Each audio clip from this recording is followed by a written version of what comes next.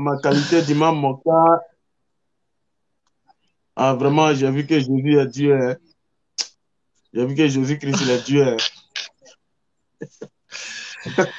Alors, les frères, on est là. Le thème, c'est euh, il n'y a aucune prophétie dans l'Ancien Testament qui annonce Jésus-Christ. En fait, toutes les prophéties que les chrétiens brandissent sont des fausses prophéties. En fait, ça ne concorde nullement avec la vie de Jésus, avec le Jésus qui est raconté en fait dans le Nouveau Testament. En fait, ils font en fait ce qu'on appelle de la fraude. Voilà, quand nous on applique une prophétie à Mohammed, ils vont dire ouais, ça parle pas de Mohammed, c'est pas une prophétie, ou bien ils vont dire voilà, telle prophétie, ça parle de ça, vous avez laissé le contexte, vous avez loupé le contexte. Mais bizarrement, on se rend compte que toutes les prophéties, sans aucune exception, qu'ils attribuent à Jésus-Christ, aucune de ces prophéties, en fait, quand on suit en fait la méthodologie normale, on voit clairement qu'aucune de ces prophéties, en fait, n'a aucun lien avec Jésus-Christ du Nouveau Testament. Et nous sommes là pour poursuivre cette thématique. Alors, on a lancé le lien sur Facebook, invitant les chrétiens de venir. C'est sûr qu'ils ne vont pas venir. C'est après le live, ils vont venir encore se masquer ici. Donc, euh, sans plus tarder, je Ouais, crois qu'on va démarrer. ouais. Donc, Donc, voilà, avant que tu ne bon mois commences, de voilà, Ramadan. oh, ouais, d'accord, il n'y a pas de problème. Merci. Donc, je disais qu'avant que tu ne OK. commences, avant que tu n'abordes le thème réel, je voulais ajouter quelque chose, en fait, comme tu l'as si bien dit, par rapport aux interprétations chrétiennes de l'Ancien Testament, comme ils ont appelé ces livres-là. On voit réellement que, comme tu l'as si bien dit, aucune prophétie ne correspond réellement à Jésus. Ils ont tout simplement fait du copie-coller. Ils ont pris des événements qui se sont passés dans ces livres-là pour pouvoir coller sur la personne de Jésus. C'est comme par exemple quelqu'un qui doit faire un portrait robot ou du moins un sniper à qui on a décrit, un sniper maladroit à qui on a décrit une personne à tuer et qui a la photo dans sa main. Et au fur et à mesure, il regarde dans la foule, il s'en va regarder dans la foule qui représente ici l'Ancien Testament. Il va regarder dans la foule pour identifier la personne. Et lorsqu'il voit, par exemple, si on dit que la personne a une chemise rouge et qu'il voit une personne qui a une chemise rouge directement pour lui, il croit qu'il s'agit de ton homme. Donc, il vise cette personne-là et il tue la personne. Donc, c'est un faux sniper, c'est un sniper maladroit. C'est comme ça que les évangiles du Nouveau Testament ont été écrits. Ils ont fait d'abord, ils ont dressé un portrait robot de Jésus et ils sont allés chercher ça dans l'Ancien Testament. Et lorsqu'ils voient, par exemple, une petite correspondance du portrait robot, ils disent, OK, voici Jésus. Donc voilà, nous, ici, nous sommes là pour essayer de lire ou relire les textes pour ramener même la vraie vérité. Est-ce que le sniper en question, il a vu réellement le Jésus dans ces versets-là? Donc voilà, c'est ce qu'on va essayer de décortiquer maintenant, moi et le frère Issoufou Cabri. Donc maintenant que voilà, j'ai ajouté quelque chose, tu peux, tu peux aller avec les thèmes, avec les différentes soi-disant prophéties qui ont été concoctées à l'image de Jésus.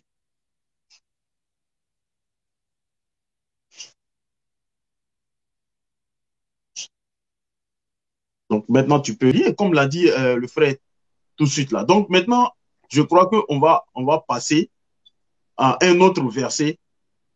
On va passer à un autre verset parce que voilà, je crois qu'on a déjà fini de grainer Isaïe 53. Maintenant, on va passer à Isaïe 61 et Luc 4. Est-ce que Jésus peut être le personnage d'Isaïe 61?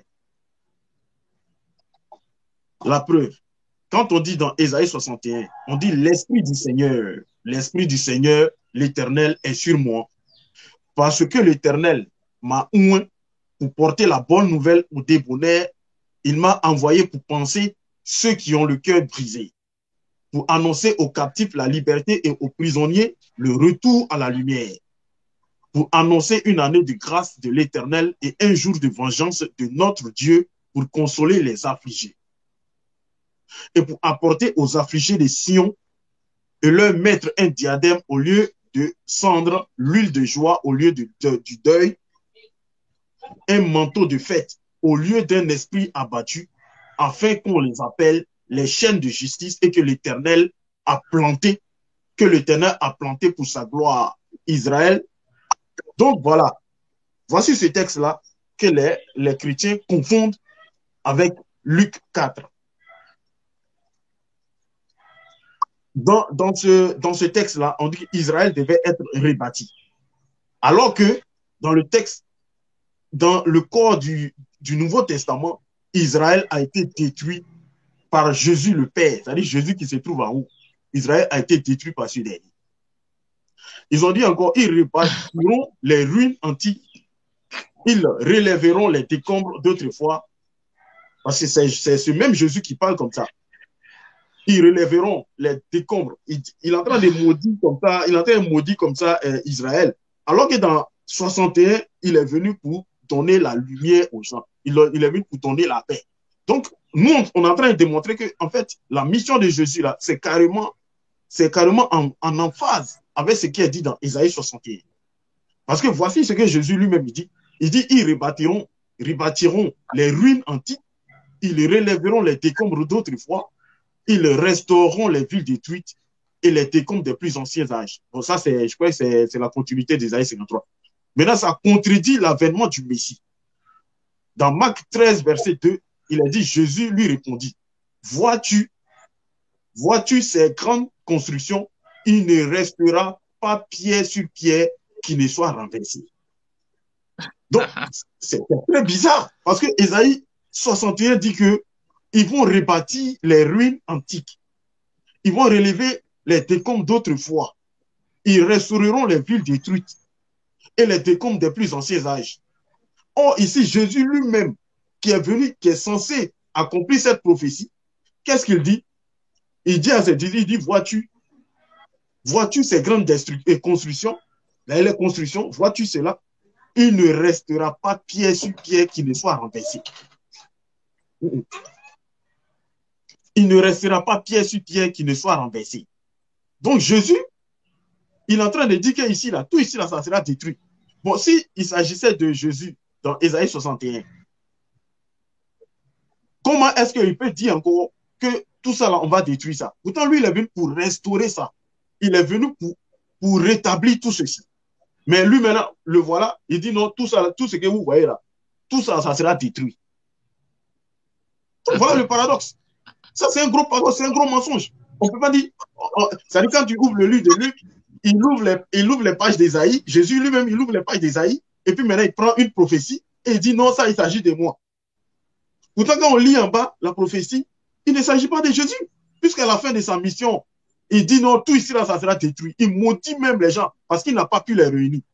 Il dit que Jérusalem, vous serez tout ça, là, ça sera détruit. Tout ce que vous voyez là, ça sera détruit. Donc, comment on peut dire qu'il s'agit de Jésus dans Ésaïe 61? Raison pour laquelle nous, on dit qu'aucune prophétie ne correspond à la personne du Jésus des évangiles. Donc, je vais laisser le frère continuer sur cette même lancée. Peut-être a-t-il d'autres choses à ajouter.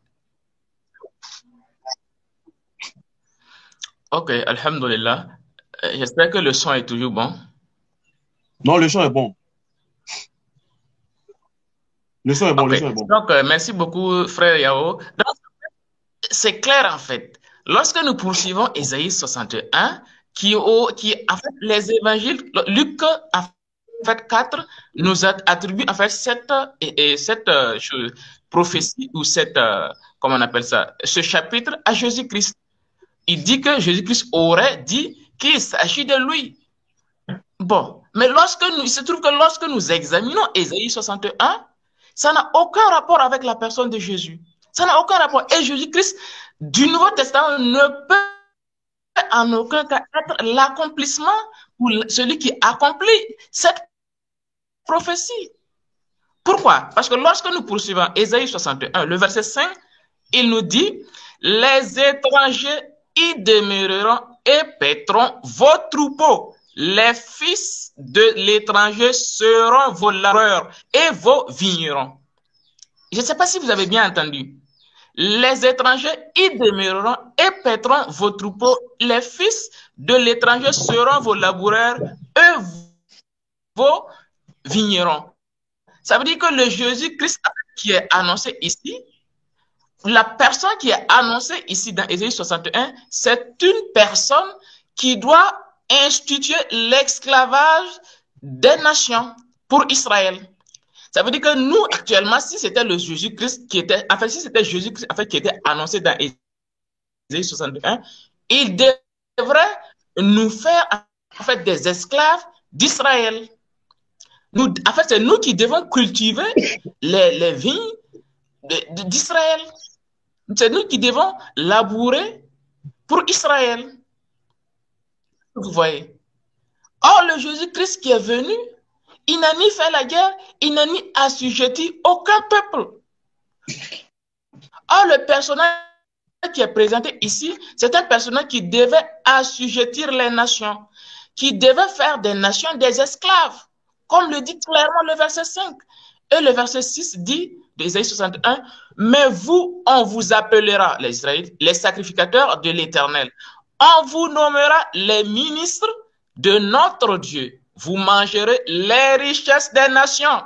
C'est-à-dire, vous mangerez les richesses des Burkinabés, des Ivoiriens, des Français, des Américains, et vous parlerez de leur gloire. Ça, c'est le personnage qui est annoncé dans Ésaïe 61, qui n'a rien à voir avec le Jésus du Nouveau Testament. Ça n'a aucun rapport même.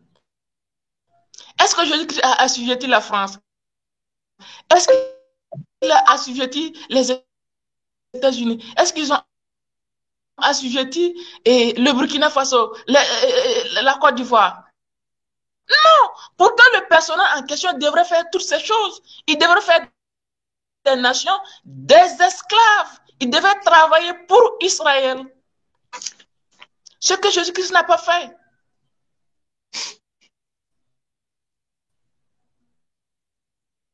Il est parti et lui-même, selon les chrétiens qui seraient le Père, il a détruit même Israël. Il a envoyé les nations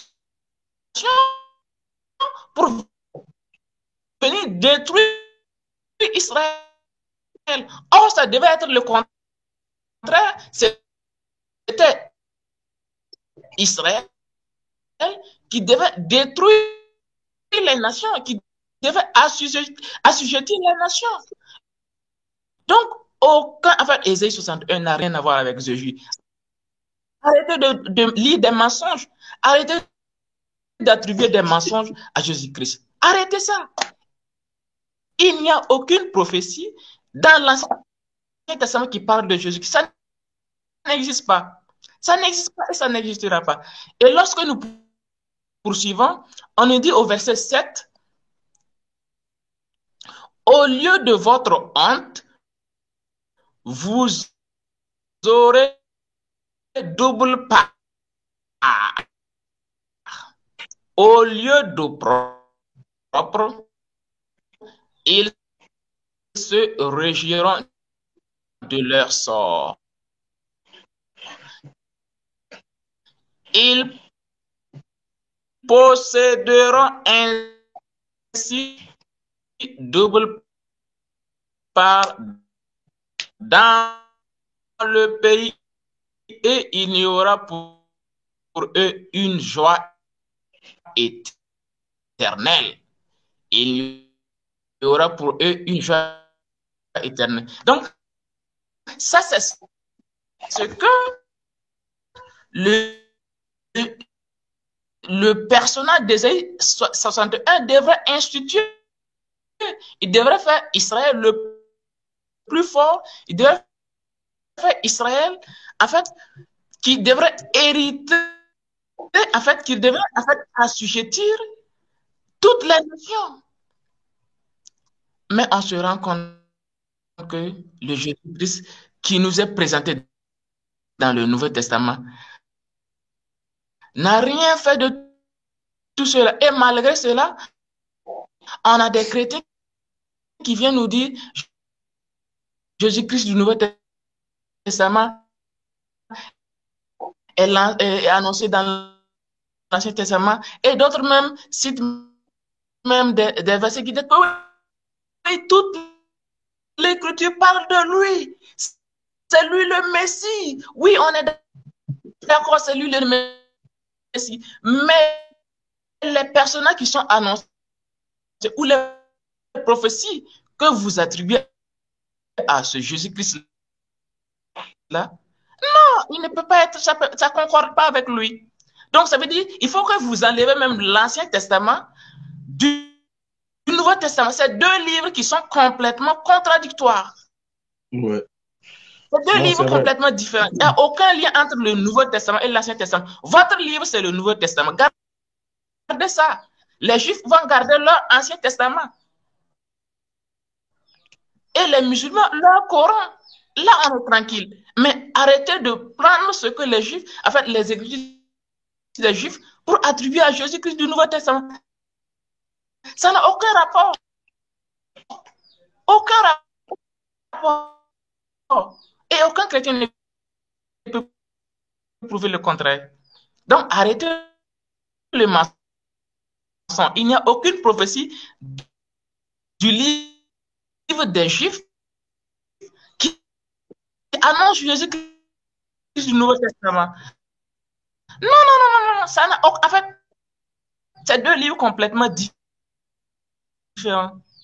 Ça n'a aucun rapport. Donc, arrêtez les mensonges. Vous dites, ouais, il n'y a aucune prophétie qui annonce Mohammed. Il y a un qui disait, il n'y a aucune prophétie. Mohammed n'a pas été annoncé dans le Nouveau Testament, dans l'Ancien Testament. Mais viens nous prouver que Jésus-Christ a été annoncé dans l'Ancien Testament. Pauvre peureux, viens nous prouver ça. Alors, je laisse la parole au frère Yao. Non, merci beaucoup, frère Kabé, pour tout ce que tu as dit. En fait, c'est vrai ce que tu as dit. L'Ancien Testament et le Nouveau Testament sont deux livres qui sont diamétralement opposés. Parce que moi, je m'étonne du fait d'entendre des gens qui disent que non, nous, on doit laisser la Bible, on doit laisser la Bible aux chrétiens et maintenant, nous, on doit prendre notre Coran. Il y a d'autres mecs qui écrivent, mais ton Coran là, qu'est-ce que dit, ton Coran a dit quoi? Mais il est dans l'eau, mais il ne sait pas qu'il est dans l'eau en fait. Pourquoi? Parce que l'Ancien Testament n'est pas son livre, puisque c'est deux livres qui sont diamétralement opposés. Bon, il doit remercier, par exemple, il doit remercier les Romains ou bien les gens qui ont pris le canon ou bien qui ont pris les livres de l'Ancien Testament, qui ont pris le canon juif pour mettre ça dans le canon chrétien. C'est-à-dire, c'est une sorte de trait d'union qu'ils ont fait par rapport à l'Ancien Testament. Ils ont fait un trait d'union en prenant les livres de l'Ancien Testament pour ajouter sur les livres qu'ils ont écrits. Ils n'ont aucune prophétie. Donc, ils ont pris les livres révélés aux Hébreux, aux Israélites, et ils ont ajouté ça au Nouveau Testament pour en faire leurs livres. Maintenant, il y a des gens, des Ivoiriens, c'est pas des Ivoiriens chrétiens qui sont tellement ignorants qu'ils nous disent à nous, les musulmans, de garder notre Coran et ils vont garder leur Bible. Pourtant, ils ne savent même pas qu'il est en train d'utiliser le livre d'autres personnes. Tu vois? Donc maintenant, on va essayer de continuer. Comme l'a dit le frère Cabré, il n'y a aucune prophétie qui correspond directement au Jésus du Nouveau Testament. On va prendre maintenant le verset de Michée 5 et 1, qui est comparé au verset de Matthieu 2, 6. Donc, Michée 5, 1 dit quoi? Et toi, Bethléem, petite pour être entre les milliers de Judas, c'est de toi que me sortira celui qui doit être dominateur en Israël et dont l'origine est dès les temps anciens, dès les jours éternels. Ce verset-là a été choisi, pris par Matthieu dans le livre de Matthieu 2, 6, qui dit ceci, qui répète les mêmes choses pour dire qu'il s'agit en fait de Jésus.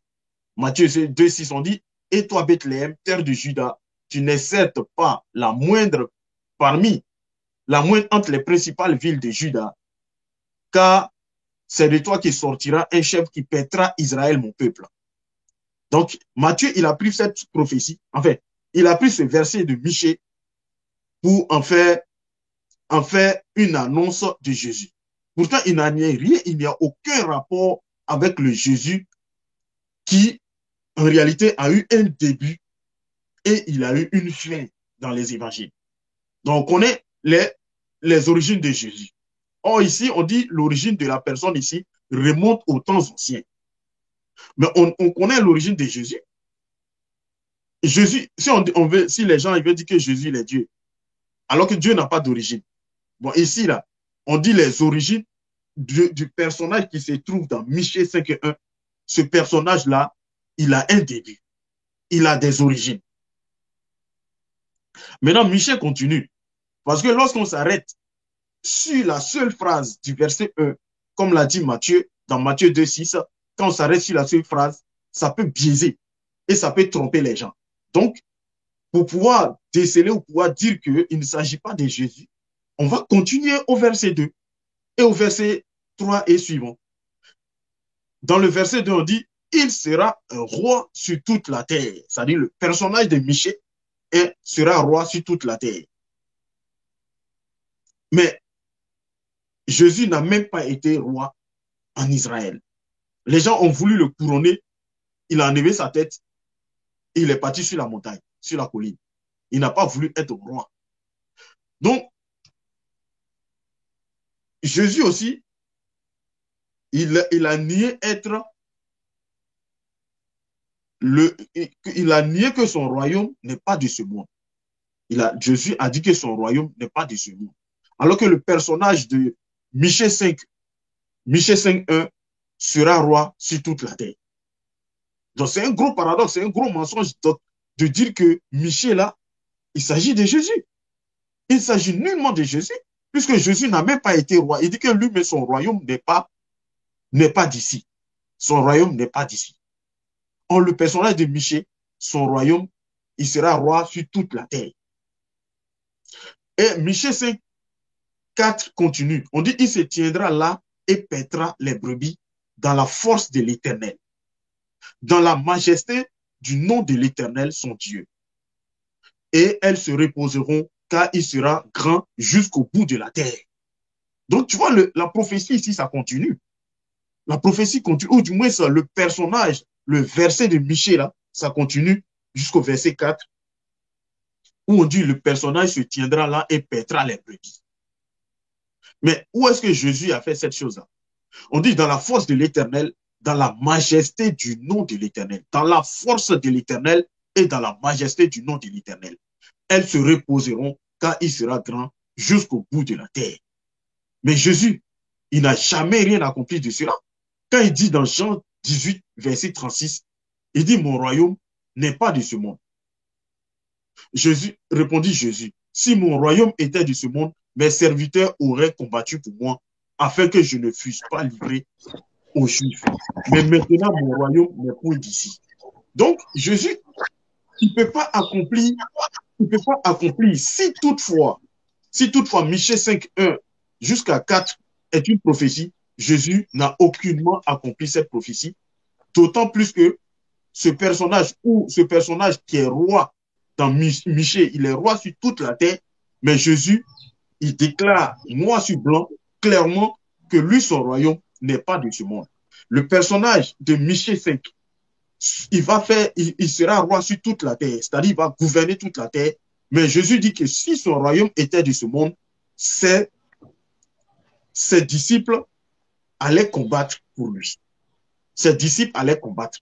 Donc, impossible de dire que le personnage Jésus du Nouveau Testament, il accomplit la prophétie de Michée 5, 1 jusqu'à 4.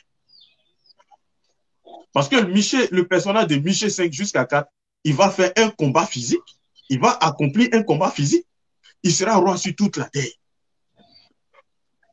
Donc, je vais laisser le frère Cabré continuer, comme il était hors ligne.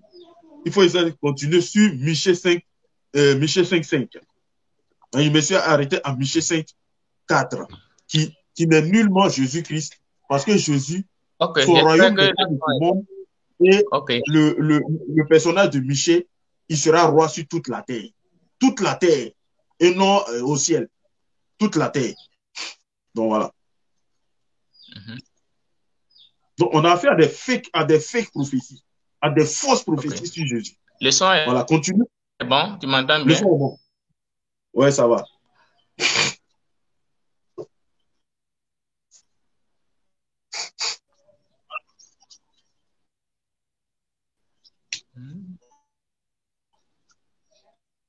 Non, non, non, non, non.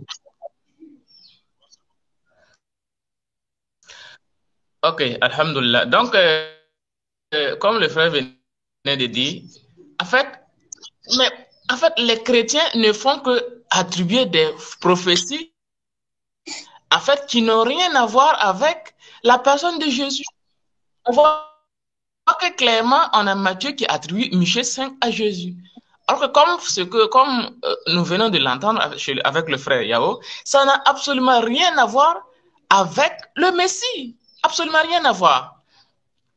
Donc, lorsque nous prenons Michée 5, le verset 5, il nous est dit, ils paîtront la terre d'Assur avec l'épée et la terre de Nimrod dans ses portes. Il nous délivrera de l'Assyrien quand il viendra dans notre pays et qu'il mettra le pied dans nos frontières. Allah Akbar. On nous dit ici que quand l'Assyrien viendra et pour attaquer Israël, c'est en ce moment-là que Jésus-Christ, là, en fait, celui qui est annoncé dans Michée 5, va délivrer, en fait, Israël de l'Assyrien. Il va combattre l'Assyrien, il va délivrer Israël de l'Assyrien. Donc, on est là en face d'un personnage qui est un djihadiste.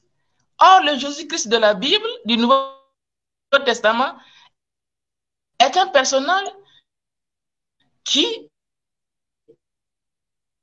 n'a jamais fait la guerre.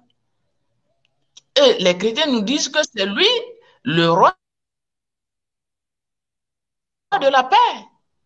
Il y a ces deux choses. C'est deux choses complètement différentes. Michée 5 annonce quelqu'un qui doit en fait faire la guerre physique et délivrer Israël de la main de l'Assyrie. Mais à quelle époque Jésus-Christ du Nouveau Testament a accompli cette chose? À quel moment il a accompli cette chose? Donc c'est pourquoi les Juifs, en fait, ne peuvent pas croire en votre Jésus là. C'est pas possible. D'autant plus vous allez plus loin pour nous dire que il est Dieu. Non, les Juifs même ne peuvent pas croire à une telle chose. C'est une absurdité absolue. Madame Anne Deka, au lieu de, de, de, de, de te fâcher, je t'ai envoyé, il faut venir dans les directs, on va échanger. C'est mieux comme ça, quoi. C'est mieux de... Donc, il n'y a en fait aucune prophétie qui parle de Jésus-Christ dans l'Ancien Testament. Aucun chrétien ne peut en fait relever ce défi. Ça n'existe pas. C'est des fausses attributions. Ça n'existe pas. C'est des fausses attributions. Donc, le jour où vous allez nous dire qu'il n'y a aucune prophétie qui parle de Mohammed dans l'Ancien Testament ou dans le Nouveau Testament, il faut vous mettre à l'esprit aussi qu'il n'y a aucune prophétie qui parle de Jésus-Christ du Nouveau Testament, ça n'existe pas. Donc, c'est 0, 0, non? Ou bien c'est 3, 3. Aucune prophétie ne parle de Mohammed, aucune prophétie ne parle de Jésus. Ah, c'est ça. C'est ça. S'il veut refuser, il Donc, refuse pour on nous. est quitte. On vérifie pour eux. On est quitte, hein. S'il il vérifie pour. C'est En fait, marche. il refuse. Oui, ça marche. Ça marche. Il refuse. En fait, je veux dire, il refuse. Il refuse qu'une prophétie, ou du moins qu'un verset de l'Ancien Testament Oh bien, soit, oh. soit pour le prophète Muhammad, mais sans vérifier que ce qu'ils ont dit en termes de prophétie pour Jésus, c'est faux, en fait. Tu vois? Donc, Alors, on va poursuivre. Lorsque nous prenons, bon, on dirait j'ai un problème de réseau. Si ça perdu, en fait, dès que tu sens que c'est bizarre, non, c'est un peu intercalé, quoi. C'est un tu peu, prends la parole ça bug un en peu. même temps, quoi. C'est mieux. Ça bug un peu. Voilà. Bon, attends, je vais continuer alors. Voilà. Je vais essayer de continuer parce que ça bug trop de ton côté. Tu vois, ça bug, ça bug. Donc, on disait que, on- comme le disait le frère, on va essayer de continuer. On va continuer, on va prendre encore Matthieu, Matthieu le verset 2, enfin, Matthieu 2, verset, qu'est-ce qu'il dit? Matthieu 2, verset 21, où on dit, et je lis, Joseph se leva, il prit l'enfant, il prit le petit enfant et sa mère et alla dans le pays d'Israël. Mais ayant appris qu'Archélaüs régnait sur la Judée à la place d'Hérode, son père, il craignit de s'y rendre. Et divinement averti en songe, il se retira dans le territoire de Galilée et vint demeurer dans une ville appelée Nazareth, afin que s'accomplisse ce qui avait été annoncé par les prophètes. Il sera appelé Nazaréen. Il sera appelé Nazaréen. Donc ici, Matthieu, je ne sais pas, Matthieu prend une prophétie comme ça. Il dit que Jésus sera appelé Nazaréen. Et que cette chose-là, il est venu demeurer à Nazareth afin que s'accomplisse la prophétie selon laquelle Jésus serait appelé Nazaréen. Donc, on dit il y a un point dans ce passage, même dans la Bible annotée, on dit il y a un point du passage dans les prophètes qui appelle le Messie nazaréen. Il n'y a point de passage, pardon, il n'y a point de passage dans les prophéties, dans les prophètes même, qui appelle le Messie nazaréen. Donc de là, l'embarras des interprètes.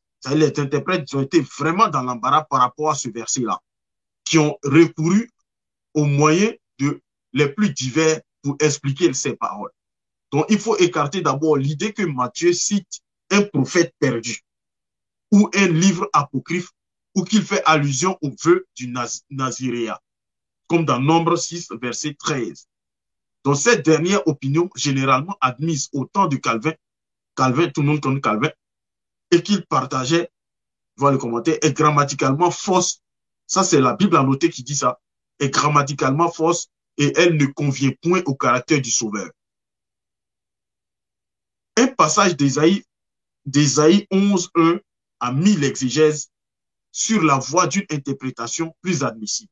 Donc maintenant, les interprètes ils vont essayer d'arranger pour que ça puisse plus ou moins correspondre à Jésus.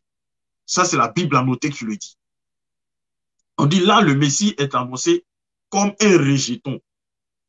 Donc, ils vont essayer d'arranger un peu le passage de Matthieu 2, verset 23, pour que ça puisse exister dans l'Ancien Testament ou dans les prophètes. Donc, on dit là, dans ce passage, on dit le Messie est annoncé comme un rejeton, en hébreu, Netzer, sortant du tronc d'Isaïe. Or, cette chose-là, cette expression, c'est une expression d'humiliation du Sauveur sont peu d'apparence aux yeux des hommes. Donc voilà. Matthieu, il a fait une fausse route en attribuant une certaine prophétie inventée quelque part là-bas à Jésus pour dire que Jésus serait appelé Nazaréen parce qu'il est parti résider à Nazareth. Ça, c'est vraiment un non-sens, quoi. C'est un non-sens complet. Donc, on ne peut pas dire que cette prophétie-là, il s'agit de Jésus. Encore une fois, il ne s'agit pas de Jésus. Et les gens, ils ont fait, je ne sais pas, Matthieu lui-même, il a fait beaucoup de copier-coller à Jésus. Il va prendre une prophétie, ou du moins un verset qui n'a nullement la définition ou la signification d'une prophétie. Il va prendre ça dans l'Ancien Testament et il vient maintenant coller ça à Jésus. Il dit que non, ici, il s'agit de Jésus. Tu vois? Donc, en gros, ici, là, on ne peut pas dire que Matthieu 2, verset 23, il s'agit de Jésus. Il ne s'agit nullement de Jésus. Il ne faut pas que les gens vont toujours se tromper, quoi. Donc, c'est-à-dire, c'est des choses qu'il faut aller revoir. Je ne sais pas comment des intellectuels arrivent à être chrétiens. C'est vraiment étonnant parce que quand même un enfant même peut vérifier ces choses-là. Matthieu a fait seulement des coupés-coupes. Matthieu même ne savait même pas que son livre-là, les gens allaient lire ça pour en faire un livre divin. C'est ce que les gens doivent savoir. Matthieu ne savait pas que dans le futur, des gens allaient dire que son livre-là, c'est un livre qui sera lu dans des églises. Matthieu ne savait même pas ça. Donc, qu'est-ce qu'il a fait? Comme quelqu'un qui écrit seulement un livre pour lui-même ou bien pour un public, il se va prendre dans l'Ancien Testament et il vient coller à Jésus. Il vient prendre, ah, voici mon personnage, le personnage de mon Jésus. Voici comment est-ce que moi je le dessine. Donc, moi, il s'en va prendre un truc là-bas. Matthieu faisait du midrash, en fait. Il va prendre un verset de l'Ancien Testament qui n'est même pas une prophétie. C'est-à-dire, le verset en soi n'est pas une prophétie. Il vient coller là pour dire que ça a été une prophétie de l'annonce de Jésus. Pourtant, il n'en a rien, absolument rien. Vous voyez? Donc, je pense que en réalité, il va falloir revoir ces livres-là. Si toutefois le clergé fait des révisions de Bible, je crois que vraiment, ils ne vont rester uniquement que peut-être quelques dizaines de versets dans le Nouveau Testament, qu'on dit qu'il s'agit de Jésus. Donc voilà, en gros, si vous ne voulez pas, ou bien pour vous, le prophète Mohammed sallallahu alayhi wa sallam, il ne se trouve pas dans l'Ancien Testament. Parce que, soi-disant, votre livre, ou bien vos livres, vous croyez que l'Ancien Testament, c'est vos livres, et que ça annonce tout. Ça dit, quand tu entends souvent des chrétiens, ils disent non, tout l'Ancien Testament annonce Jésus. Tous les prophètes ont annoncé Jésus. Ok, maintenant, lorsque nous, on s'en va voir où est-ce que tous les prophètes ont annoncé Jésus, on trouve qu'en fait, tous les prophètes n'ont pas annoncé Jésus. Vous voyez? Lorsqu'on vérifie, lorsque l'individu commence à devenir un peu intellectuel et qu'il rentre dans le Nouveau Testament et l'Ancien Testament, il trouve que les chrétiens nous ont menti depuis 2022 ans. Ils nous ont menti depuis 2022 ans. Ce sont des mensonges. Ce sont des mensonges. On ne peut pas dire qu'il s'agit de Jésus. Donc voilà, je vais laisser le frère intervenir et je crois que par là, on va clore cette émission pour des jours. Ok, il y a les frères, tu m'entends bien? Oui, je t'entends. Il y a les frères, un seul message qui dit que donc c'est un Jésus raccommodé.